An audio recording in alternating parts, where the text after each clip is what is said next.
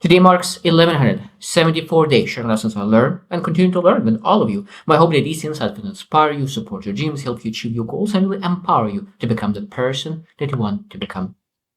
Today I was looking into Sacramento Kings, a team that one of my favorite players, Lithuanian players, is playing, Sabonis, Domantas Sabonis, and it's such an interesting thing.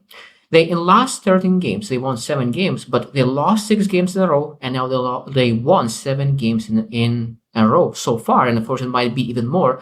But what is that? What was that change that from 6 losses now led to 7 wins in a row?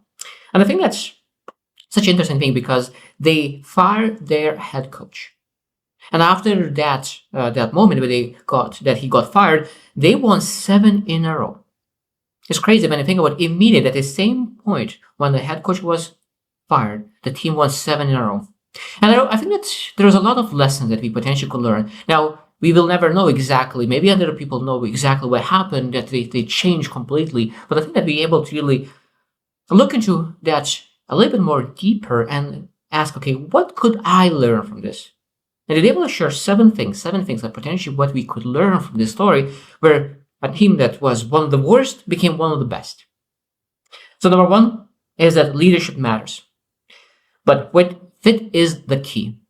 Fit is the key. So leadership matters all the time. But sometimes even the best leader will not be able to lead the team that is not really good for leadership style. Because I think that every single person has a leadership style that they feel the most comfortable with.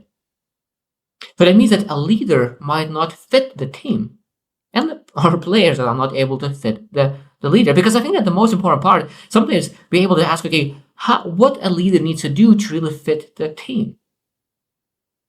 I think that leader is always supposed to be that person who really goes beyond, goes from the top to the bottom and really sees where people are and really adjusts his way of communication that could meet his team. Now, I don't say that the head coach was not able to connect with these players, but I say that this might be that the leader is just not a good fit, even though that it could be an amazing leader. But just his way of communicating, his way of delivering things, it's his way of having the vision. There's a lot of things that could be not aligning with the team. So what is a personal lesson? That means that we can really look into how we're supposed to approach everything in life.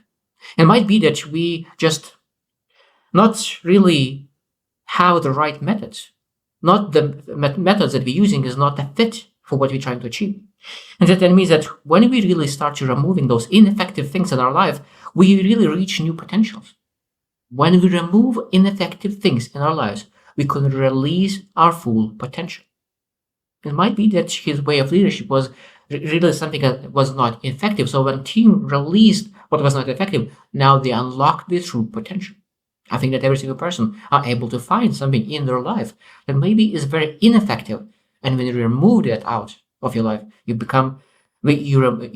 really release your full potential. Number 2 is fresh perspective spark change. I think it's very powerful. That means that now assistant coach became interim head coach, and he had new ideas, new perspectives that he was not able to implement because he was assistant. But now because he became like head coach, now he's able to really think about what his input is, what kind of his new perspective of the game, about the things that the team is able to do. And that one change, that few things that change, now sparks very interesting things in life. I think that we always need to as well, like when maybe we are stuck in a rut, I think that we need to really seek perspective, new perspectives. That means we able to find new people that we maybe never met before, and ask what we supposed to do in our situation. And of course, when we do something new, that means when you try something new out of your routine, that means could really reignite our creativity, better motivation, really to do more, achieve more, get better results. Number 3 is adaptability over rigidity. I think that sometimes we need to understand that sometimes we do exactly the same thing over and over and expect different results. We think that we're doing the right thing, but sometimes that rigidity, that consistency in rigid things is not helping me. What I'm able to do, what I'm able to pivot how we could be more adaptable to make better things. So that means we're able to reevaluate our strategies, our paths, and really make sure that we align our vision, unique strengths, unique goals. Because one thing is that maybe we just focusing too much on our weaknesses.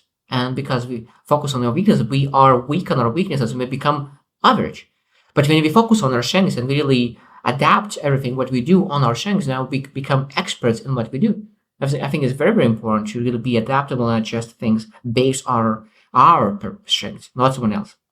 Number 4 is momentum builds confidence. That means that team, Sacramento Kings, they won one game, second game, third game, and that built momentum, and now they won 7 in a row. And it partly is that they build momentum of success, momentum of progress, momentum of seeing things in a good light, a positive light. And of course, psychology in sports is a massive thing. Psychology in life is a massive thing. That's why when we think about milestones, when we think about goals, that's why I truly believe this is very, very important to celebrate small wins. Because what it does, what it means to us is that when we celebrate small wins, we build momentum of wins. And that those smaller and bigger things able to lead to massive results. And I love that example. I don't know if you have seen that a domino could knock 1.5 times bigger domino. And even you multiply 1.5, it's crazy how fast it gets to the massive domino. So it means it could be very, very small. That's why there's a beautiful saying that it doesn't matter how small you start, what matters how big you finish. So it means every single time you go get bigger and bigger and bigger until you really achieve your massive goal. So we need to celebrate small goals. We need to celebrate small achievements, overcome all the challenges, and of course that will boost our confidence, our competence, and really be able to achieve greater achievements. Number 5, empowerment unlocks potential. That means that it might be that assistant coach who came in really empowered people, giving them opportunities that they never had, and he empowered people to really think differently. And I think that allowed other people to really bring that untapped potential, because maybe that other coach was able to see other people untapped potential. So I think that there is a possibility here to get more out of you. And that's why like Malik Monk, one of Sacramento Kings players, started to play so much better because now he's finally started to play his own way. And of course, because of they were able to find how to really use his untapped potential. And of course, that led to more of his scoring, that led to more wins. So I think that every single time we need to really trust ourselves and trust our challenge and really say that I need to move outside of my comfort zone, because it might be that outside a little bit of the comfort zone is your potential. Outside of your comfort zone is your strength. Outside of your comfort zone is the dream that you are always looking for. I think that's very interesting that when we really, I think that there's a lot of times that growth leads to uncertainties, but I think that at the same time it leads to untapped potential that you have not tapped into it. Because of course we need to get out of comfort zone to tap into things that will allow us to achieve things that we never thought maybe even possible. Number 6 is crisis as a catalyst for growth. Crisis as a catalyst for growth. Now, when you have such a crisis, you lost 6 games in a row, you're really underperforming. Now, that means that the management made a decision to fire a head coach. It was a massively hard decision, but they need to do that. So it means if they were like barely doing, is neutral or like good enough, the coach could be still coaching the team. But now, when he was doing so bad, they need to make major decisions in life, major decision for that for the team, and that potentially led to much better results. It might be that from now on the team will perform in the highest level because of that one decision. I think that we need to understand that sometimes we need to embrace those crises. We need to embrace those opportunities to real growth, and those opportunities for say like, what kind of decision do I need to make? What kind of one decision could transform everything what I do? What kind of one decision could build massive momentum? What kind of decision could release that potential that I have in me?